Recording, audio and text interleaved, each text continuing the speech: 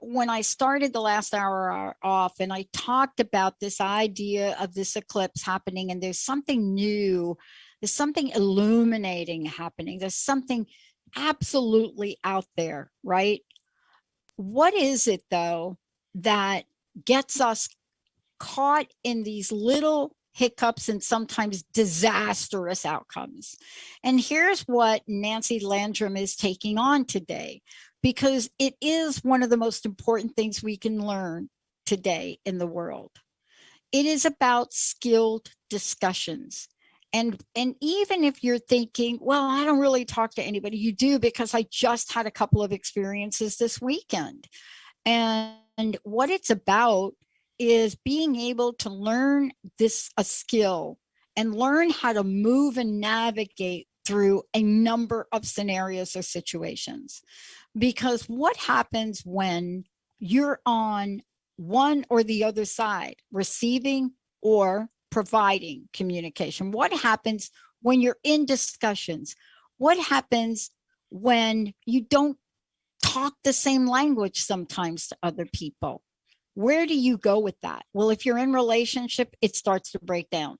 If you're in a personal relationship with friends or family, breakdown is an understatement. If you're in the workplace, especially about what's going on now, you need to learn how to talk about anything without fighting. And this is something I absolutely believe in. This is what Nancy does. She works with people, whether it's relationships, the love relationship, whether it's friends, whether it's family, whether it's in the workplace. She is that coach, and out of her own circumstances has created tools and approach to help you navigate whatever that water is in communication. Nancy, it's great to have you here today. I'm so delighted to be here with you, and thank you for that great introduction. This is a big one. This is really, so big. Oh. And it isn't for just normal give and take conversations when there's not an issue at stake.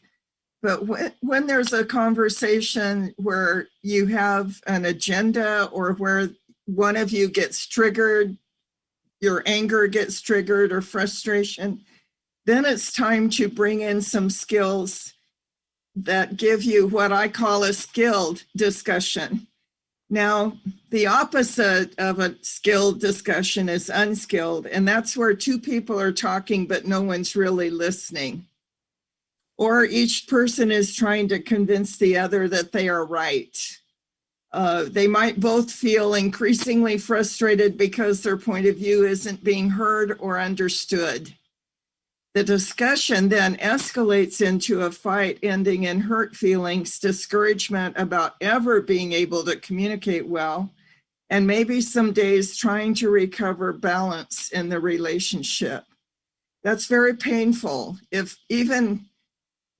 a business relationship, it can hold up business, but I particularly work with couples in loving relationships where they want the relationship to be loving, they want it to last, they want to be able to resolve their differences without hurting each other. Mm-hmm. But there's some rules that need to be followed in order to get that outcome. So I wish I could claim to be the originator of these rules. I really can't. I've learned them from other sources that were very generous in sharing them with me. I sent a diagram to I think I sent it to your producer. Jacob's got it, right, Jacob? The experience diagram. Jacob, can you put that up? That. Yep. Yeah, great, thank you. Well, the experience diagram shows at the top events or facts, and we don't fight over facts that we both can see are true. Sometimes we fight over facts that we think are true that maybe we disagree about. But the second level is the thought level. And at the thought level, those are assumptions and presumptions and beliefs and opinions. That's where all fights take place, is on that second level of communication. It's a surface level that functions very well for business most of the time. It functions very well if you're asking your husband to bring home a gallon of milk on his way home from work. But it doesn't work very well if you have a conflict that needs to be resolved. In order to get to the deeper levels of communication, you have to go into feelings, concerns, and desires. And that seems to be the barrier to many people being able to dive from. The opinion level is not a very vulnerable level of communication. When you go into the feeling, concerns, and desires, you're being quite a bit more vulnerable. Yeah. So this is how it goes. The skill discussion is very different from quote unquote a normal discussion. There's a format to follow that's designed to give both persons safety and a chance for both persons to be heard, to say what they need to say, and to be understood.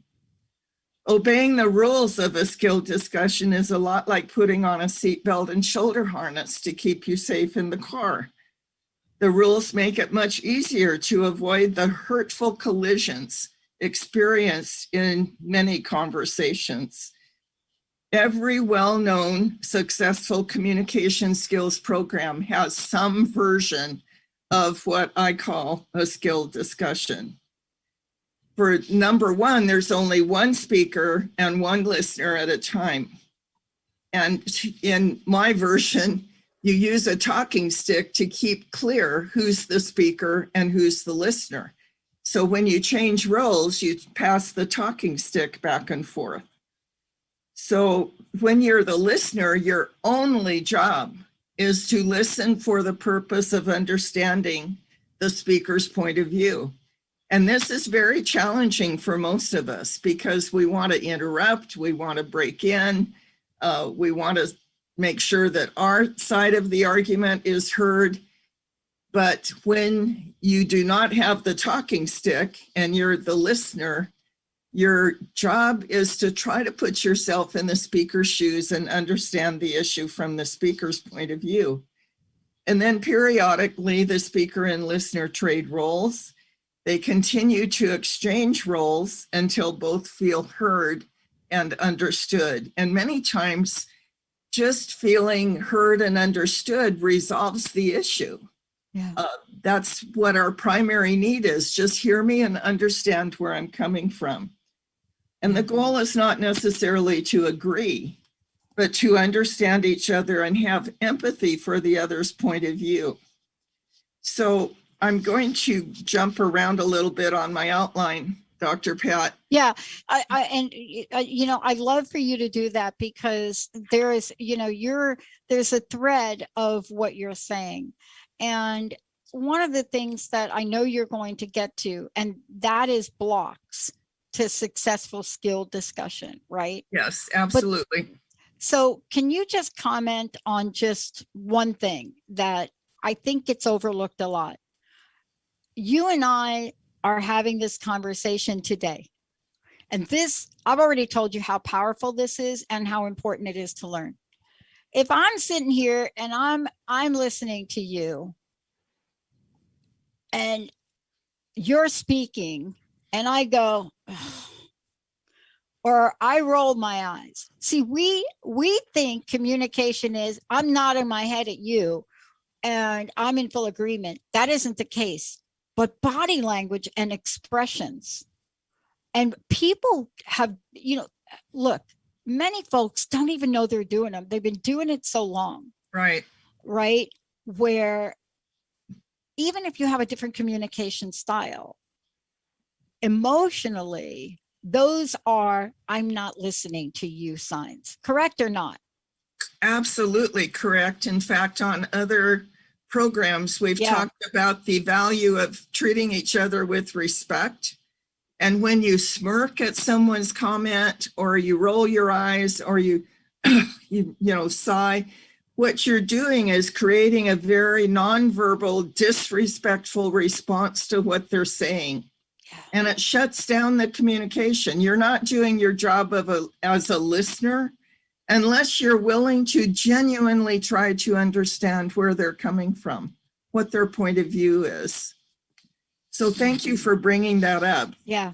I mean, it goes on a lot. And the only reason I'm acutely aware of it is, like you, I have made more changes in my life in the past, what month are we in? In the past, I'd say month, than I had made in the past 14 years. And Boy, you and I have also had an experience. I mean, I've gone through 2 knee replacements, and boy, if you don't understand the value of communication and discussion, OMG. I uh, mean, seriously, they were going to do the wrong leg. So what I'm talking about is moving from a very practical but emotional, and how do you come to that place where you can communicate without coming in and saying, I can't do anything right, Nancy. I can't do anything. well, it takes a grown-up, Pat. Dang. We all have a kid inside of us, and that kid only wants their own point of view to be understood and wants it understood right now, and isn't willing to wait and put out the emotional effort it takes to really listen to the other person for the purpose of understanding them. Even if you don't agree with them, it's possible to understand their point of view without agreeing. And that takes an adult.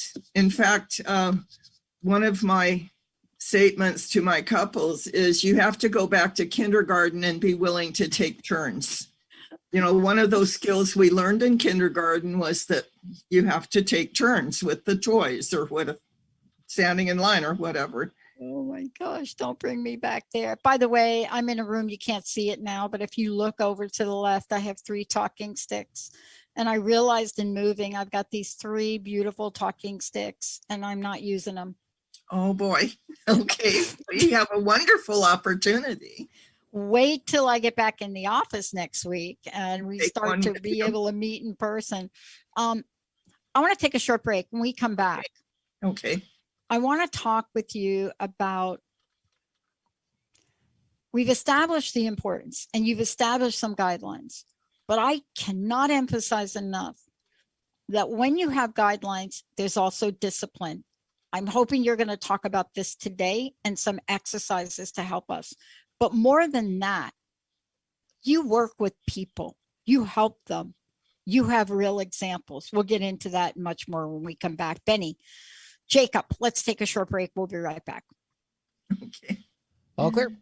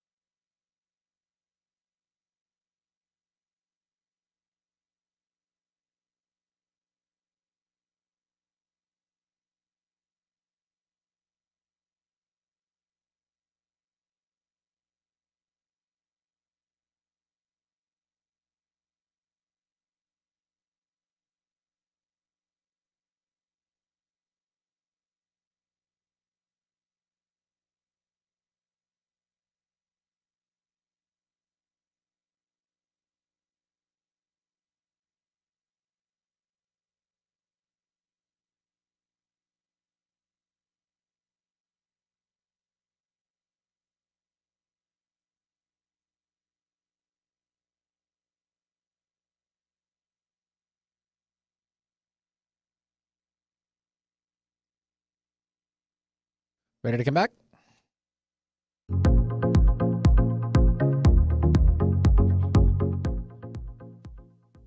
Hey, everybody, welcome back. Nancy Landrum joining me here today, Skill Discussions.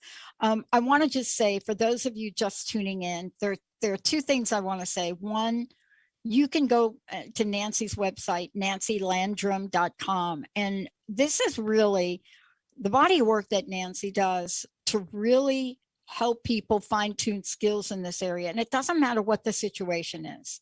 You know, you'll be able to see how she works with couples, how she works in relationships, and what that looks like. And this isn't always about everybody kissing and making up. Sometimes that isn't going to be the case. But how do you communicate in a respectful way to each other? How do you get through the good times, the bad times? And this is what she's been doing. You've heard her do previous shows on why she does this and what she's learned from her life. But right now, this topic right here about skilled discussion, it is so very important because it doesn't matter where you are on the radar of your life. There are things operating now in the world that have not operated before. And so how do you have these skill discussions? Nancy, did I leave anything out that you want to say about how people can work with you? Well, the easiest way is going to the website, nancylandrum.com. You can email me at nancy@nancylandrum.com, or my business phone number is 951-239-1134. So awesome. Thank you. I wonder if Benny, if you'd put the experience diagram back up just for a moment. Okay. Jacob, that's you, I think. Oh, Jacob, got it. sorry. Yeah. Okay. The importance of dropping down into the feeling area is so important because it tips the balance from a business conversation to a more vulnerable conversation where you develop empathy for each other's position. The importance of feelings is so important that I give my clients a list of a couple hundred different feeling words divided into about 12 categories, such as anger words, happiness words, discouragement words. Mostly arguments are conducted on the thought or opinion level. It's necessary to become more vulnerable by expressing your feelings, concerns, and desires in order for the other person to get a full understanding of your point of view. It's the vulnerability that encourages empathy, which leads to solutions. And here's an example. My clients, Jarvis and Cassandra, were fighting over money. He was very controlling, tight-fisted with money. She wanted more freedom. When they couldn't seem to hear each other's point of view, I asked Jarvis to tell me about his history with money.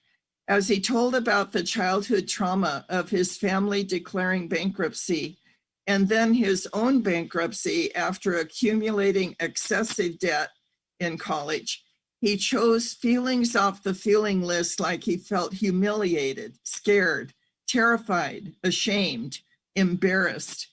As he described these feelings, his tears began to flow. Cassandra eventually said, I'd heard the facts before, but I've never heard the feelings. When she saw the depth of his pain over what he judged as money failures, she had much more empathy for his need to have a healthy savings plan. Moving forward, they were able to work out budgeting for both savings and the fund that she wanted much more cooperatively instead of fighting over the role of money in their lives. That's what happens when one or both persons are willing to drop into that vulnerable area of saying, when this happened, I felt, or when you say this, I feel. Now, I want to make it clear that when you say I feel like or I feel that, those aren't feelings, those are thoughts, they're opinions. So just because you use the word feel doesn't mean it's a feeling. So if you catch yourself saying I feel like or feel that, switch to a feeling word, which can be said in 3 words. I feel X, period. I feel hungry. I feel sad. I feel abused. I feel happy. Only 3 words. But when you add the words, I feel like, or I feel that, it's not really a feeling at all. Let's do a real example of this for a moment, because the other part of this is, I feel like you. Yes. I feel like you. Nancy and I are laughing. I feel like you, blah, blah, blah, blah. Okay. So let's clarify, because the minute that we go to certain words or certain approaches, it really isn't a feeling anymore. We're moving to blame. Help us with that. It's an accusation. It's an accusation. Those do not get us to open communication. Not at all. They close it down. It's really hard for some people to actually feel. I never cried growing up. And the other day, Linda said something to me like, gosh, your feelings get hurt, so, like, are you, what's going on? And I don't think anything goes on. I think if you live most of your life not feeling, because that's really what you had to do, and you grow up in a corporate environment where no crying at work, right? Right. What happens when you actually learn to feel? But the missing piece, Nancy, that I'd like you to talk about is, great that I am learning to feel, but you can't communicate about it, because if you've never felt and nobody taught you how to feel, nobody taught you how to communicate. Help us a little bit more with how to truly communicate feeling without, I feel you, blah, blah, blah. We'll eliminate that phrase, number 1, because when you say I feel you, you're expressing an opinion, an accusation, which is guaranteed to trigger a defensive reaction, escalate an argument, close the doors between the two of you as far as communication is concerned. You can rather say, when you do this, I feel. So when you walk out slamming the door, I feel shattered inside. I'm afraid you may never come back. Those are feelings. It's when this happens, I feel. That's the safe way to express feelings. When Jim and I were first working with the coach that helped us save our marriage, he had about 4 feeling words. I'm hungry, I'm mad, I'm love you, I'm tired, and that was about it. So she gave him this 2-sided page of feeling words and told him that he had to have it in his lap every time we sat down to have a skilled discussion. So instead of just saying I'm mad, he had to look in the category of feeling words and say, am I just irritated? No, it's way more than that. And he'd go on down the list until finally he'd say, I'm seething. I'm so angry, I'm seething. Well, that gave me a much clearer picture of where he was. It was valuable information for me to have. And if he was only mildly irritated, that helped me too. I needed to know where he was on the scale of any particular feeling. I've had couples break into tears when, instead of, I won't let couples just say that felt good. Good is too generic. So I give them the feeling word list and I say, pick out a couple of other words that describe how you feel. And I remember one young wife said, when you do this, I feel cherished. And she had tears in her eyes. It helped her go to a deeper, more vulnerable level of expressing how she felt when her husband did something really thoughtful for her. So I want to move on. Well, first of all, there's complaints about learning the rules of a skill discussion. Yes. Yep. That's what I was alluding to, because, this is going to be helpful to me, but geez, this is like weird. Mm-hmm. Well, where do we go with the complaints about learning the rules? When you first learn how to ride a bicycle, it's awkward. You know, you're not sure you can ever learn to balance correctly, or at least I wasn't sure. Or when you first learn how to, I don't know, open up a computer and write a Word document. It's all new and different. Well, when you first learn the rules of a skill discussion, it feels weird. It's awkward. It's strange just because it's new. That doesn't mean it's bad. It's only because it's new. So anything unfamiliar feels strange and awkward. But eventually, Jim and I had to do like 3 or 4 skill discussions a week for weeks on end before we finally resolved the problems that were damaging our marriage. And by the time we did all of those skill discussions, it wasn't unfamiliar anymore. It felt very natural. So every time we had a little issue arise, we would immediately just slip into the seatbelt and shoulder harness of a skill discussion without even mentioning it. Just slip into those guidelines so that one was the speaker and one was the listener, and we traded roles until we resolved the issue, and usually it only took a few minutes. One of the other big complaints I hear about skill discussions is that it takes too long. Well, I've had couples with an issue between them for 30 years resolve the issue in a 30-minute skill discussion. But they've been fighting about it for 30 years or unhappy about it. Wow. So how much time does it take to recover from a fight? You know, when a couple has a fight, they tell me, and I remember when back in the day, that it would take 3 or 4 days to kind of recover our balance with each other after a bad fight. Where skill discussion might take an hour. You know, so taking too much time isn't a legitimate complaint from my point of view.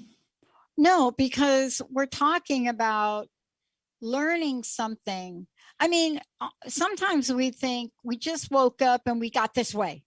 It's just like, you know, how did you get this way? You aren't like this, blah, blah, blah. And so we take ourselves in relationship and we go through life, whether it's a day, a month, a week, a year, a decade, whatever that is. But this is where we go, right? And then when we go there, the reality of the fact that we are here and we are not doing very well at this, it's as if all of a sudden we're not doing very well at this. We're going to take a short break. When we come back, it is, where do you go if one of you wants to take this on and learn? Where do you go if, let's say, the other does not? How do you navigate those waters? And why is it that working with somebody like Nancy helps even get some kind of consensus through that? It is important, right? What did mom used to say? You can take take a horse to water, but you can't make them drink. Never understood that till my first relationship. Let's take a short break. We'll be right back. All clear.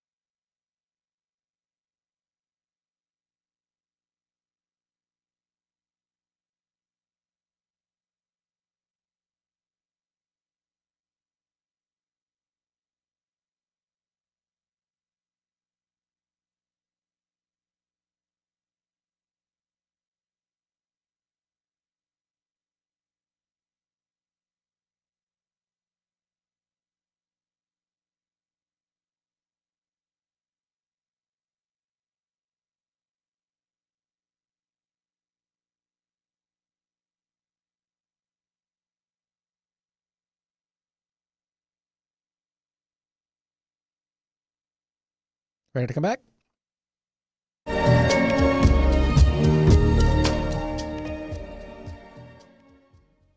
Welcome back, everybody. It's so great to have all of you tune us in and turn us on right here on the Dr. Pat Show. I'm thrilled to have Nancy Landrum joining us here today. You know, one of the things that is so extremely important right now is to understand the power of skilled discussions. Those are going to be the things that are going to shape the way you move forward in life with another person. And or whether or not you actually do move forward. Nancy, again, what's the best way for people to find out about you, but also to work with you? Go to my website, nancylandrum.com. You can contact me with the phone number that's on the website or by email. I'd be glad to call you back and set up a complimentary appointment. Awesome. And the free download on the front page explains how to have a skilled discussion. So that may be helpful as far as helping you understand what I've been talking about here. Mm-hmm. So go ahead, Pat. There are a couple of things we talked about, and this is going to show up, I think, now in this conversation. A block to, and you all know this, a block to successful skilled discussions is, one, the need to be right.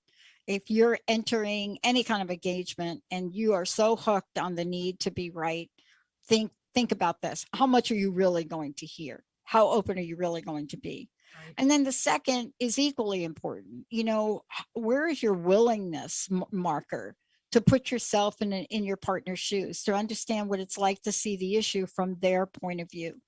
What is any of that like? But more importantly, what we're talking about is, once you engage in this, you know, there are guidelines. Can you navigate these waters even if your partner doesn't? Can you use feeling words? Can you do it even if the other person may not know the rules? Nancy, can you? I don't know why this example came to mind, but for a while I was living in a motorhome in my sister's driveway, and I have two little dogs. And at first she's not a dog person, but she allowed them in the house, and they peed on her carpet. And she was very upset about them peeing on her carpet and didn't want the dogs in the house anymore. And she wanted to talk to me about that. And I had to practice what I preach, which is, she doesn't know the rules of a skilled discussion. She was speaking. It was my job to listen. So I listened to her complaint. I listened to her feelings. Because I love my dogs, I thought it was kind of extreme, her reaction. I'll clean up the mess, no problem. But I needed to hear from her point of view what it was like for her to have these critters in her house that she didn't particularly love.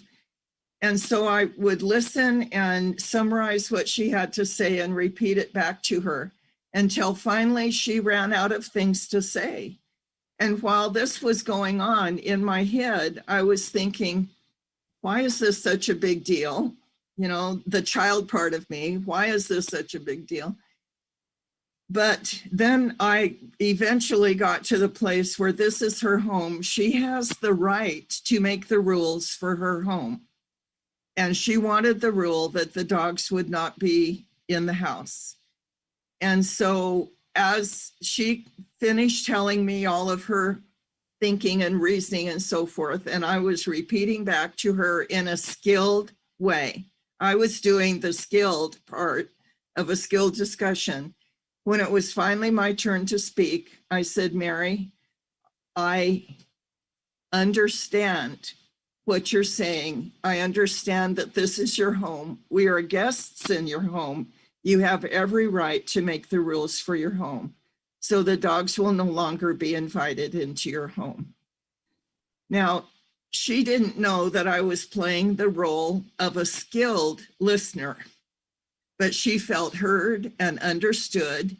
The situation was resolved, and without it damaging our relationship. Because first of all, I love Mary more than I love my dogs. Yeah. And I didn't want to damage the relationship with my sister. So I didn't insist that it be resolved my way. I'm glad you mentioned the blocks to a skill Yeah. discussion, the need to be right, the need Yeah. to unwillingness to learn. But I've done that in other situations as well, where that person doesn't know that I'm using a skill that I learned. All they know is they are being heard with empathy. They're being understood. And I don't have to, I mean, the resolution doesn't have to be the same as the one with my sister, but the important part is if you're in a conversation with someone who doesn't know the rules of a skill discussion, then you immediately start out by being the listener and trying to hear their point of view from their shoes, their feelings. And often when you do that, it's like you're building up an imbalance in the relationship so that they feel obligated then to listen to you. And when it's your turn to speak, then they're more willing to listen to you because you have listened to them. I have one couple. That's a great example. That's a great example, because isn't that the essence of how we teach children vicarious learning? Yes. Right? And by stepping into a space that doesn't originally seem like it is a safe space, but then demonstrating that it is. And this is very powerful. One gentleman came to me by himself years ago because his wife would refuse to come. She wanted a divorce and was ready to walk out, and he knew he needed help, and he was very humbled by it. So I asked him to write down the interactions that he had with his wife every week, what he did, what he said, how she responded. And I would just say, well, if I were your wife, I would feel this. You know, if I were your wife, I would want to know you cared more about me than the scratch on the car. And over a period of about 6 months, he totally transformed his behavior, won the love of his wife back. Yeah. And just not too long ago, I got an email from him saying they were still together, happily married. He made an enormous amount of changes. You cannot, a relationship is a closed system. So if you change one part, the other part has to change in response. And in this case, he was changing for the good, and she responded very positively. In fact, eventually their teenage kids turn to her and say, "Mom, Dad's really changed. Do you still love him?" And she had to admit, "Yes, I love him." The other thing that is one of the passions of mine is when I hear my clients passing on the skills they've learned to their children. I recently got an email from a former client named Connie who sent this report. I'm going to quote right out of the email. Please. Yeah.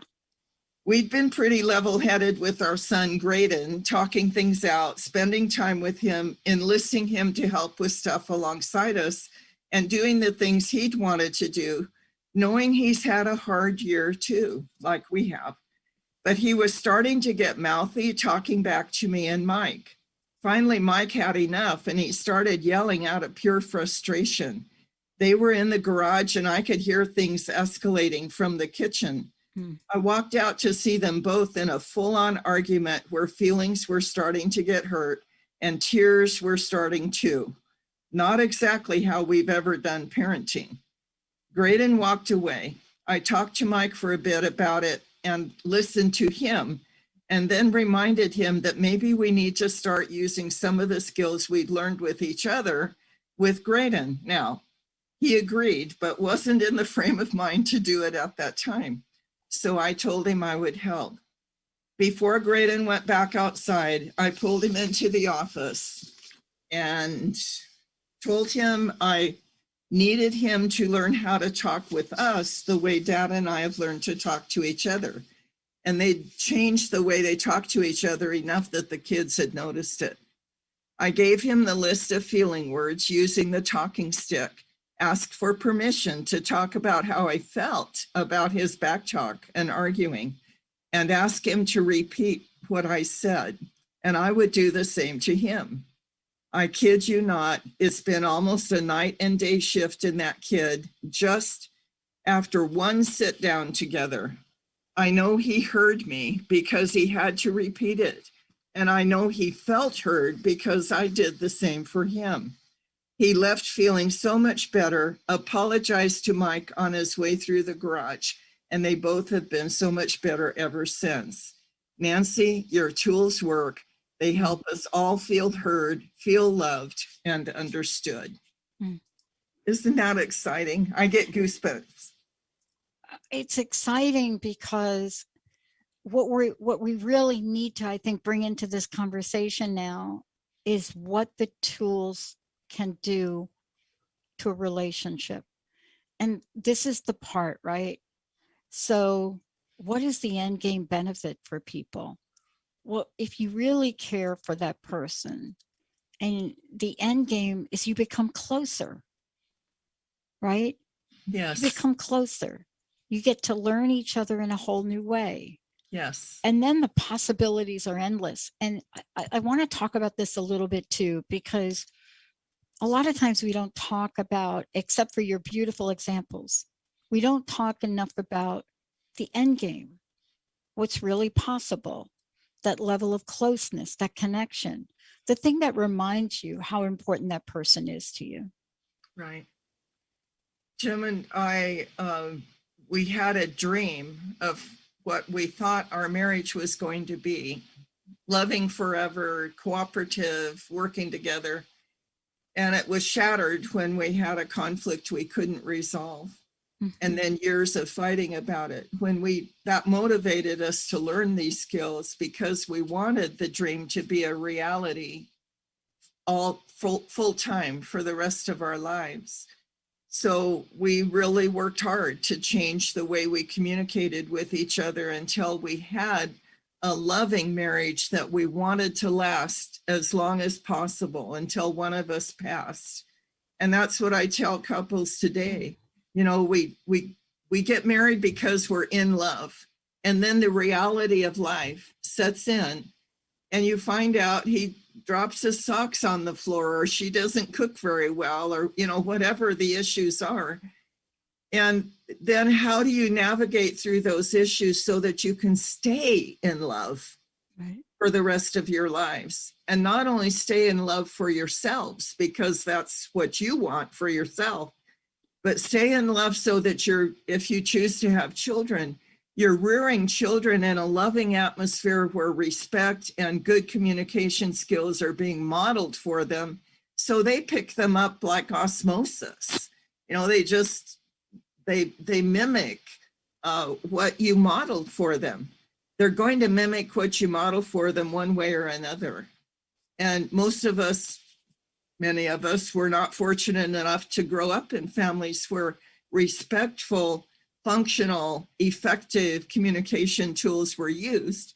So we, pick up what we saw modeled for us or what's modeled on TV or at school or, with our friends. And generally those aren't very good skills. They don't give us the result we want. We want to feel safe and loved.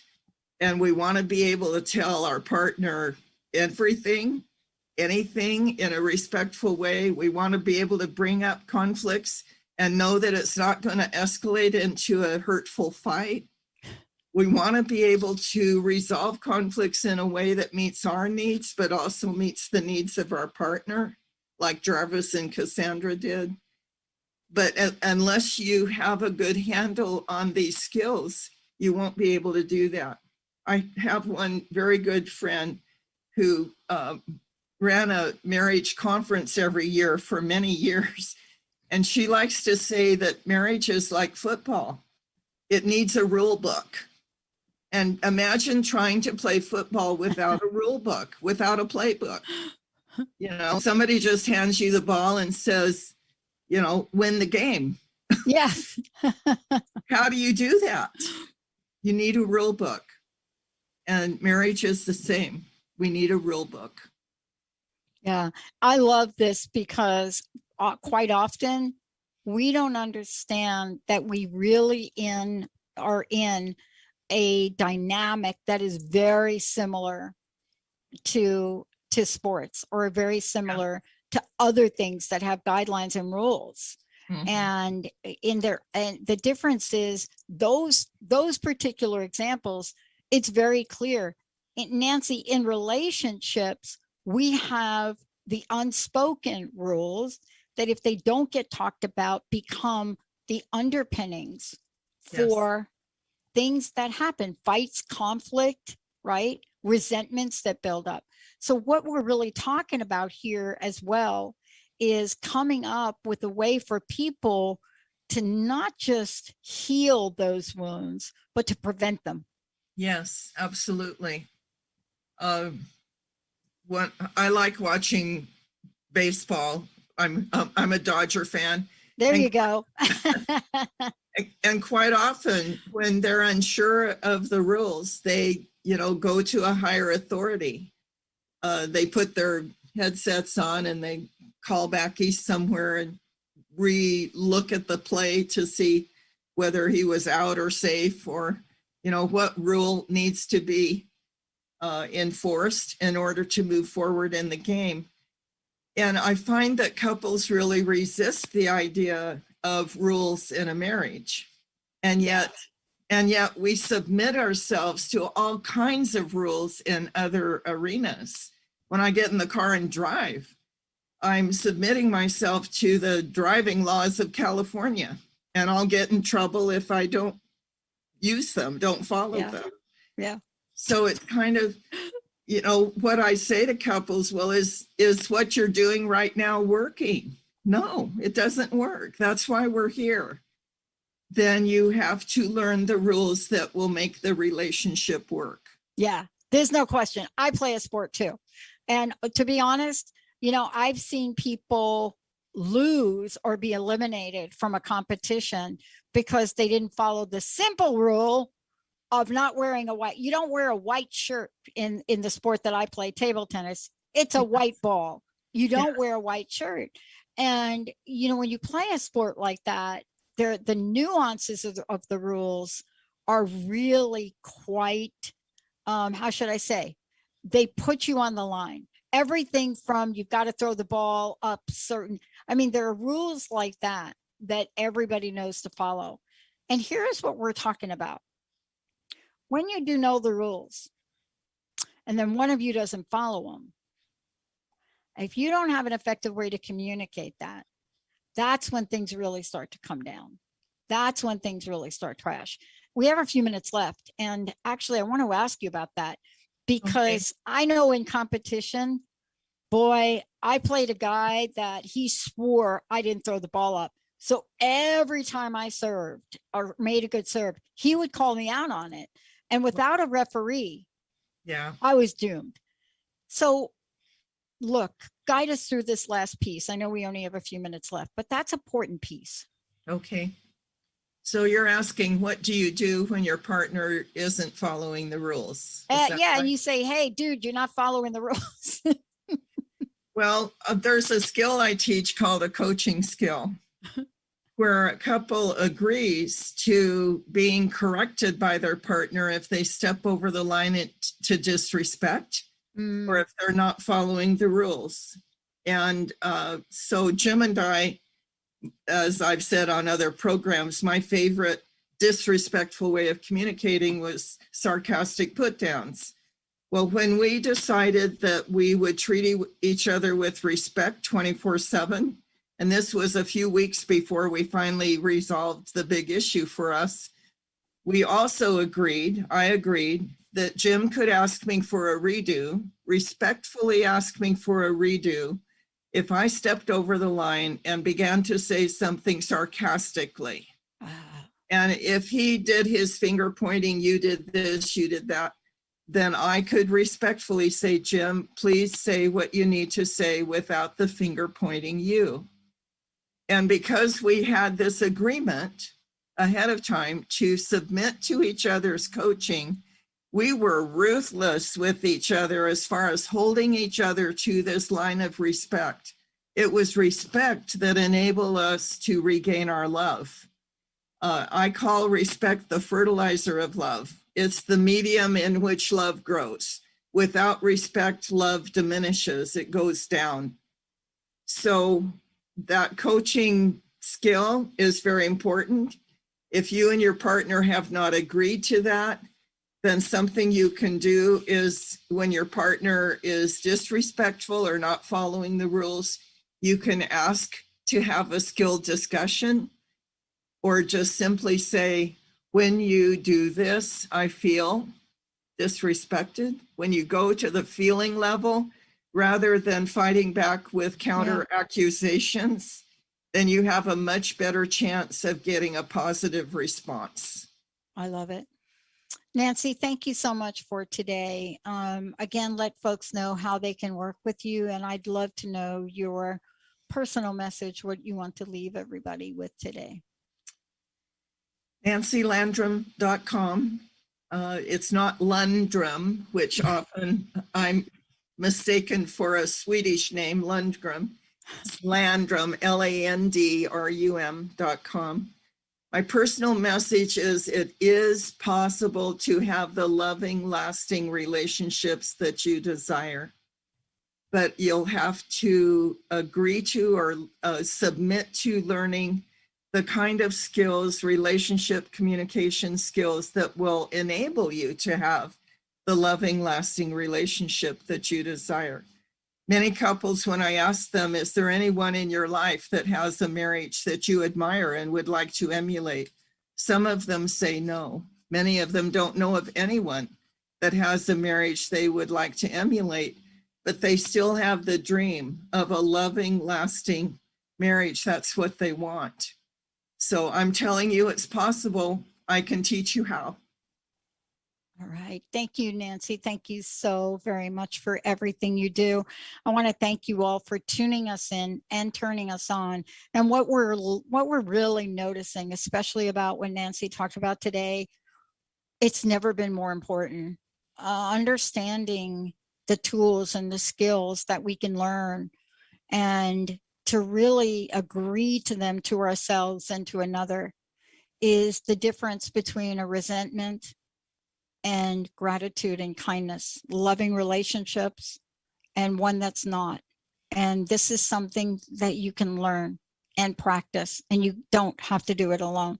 Thank you all for tuning us in. Thank you, Benny. Thank you, Jacob. Thank you to all of you, the best audience in the world. We'll see you next time. All clear, Pat.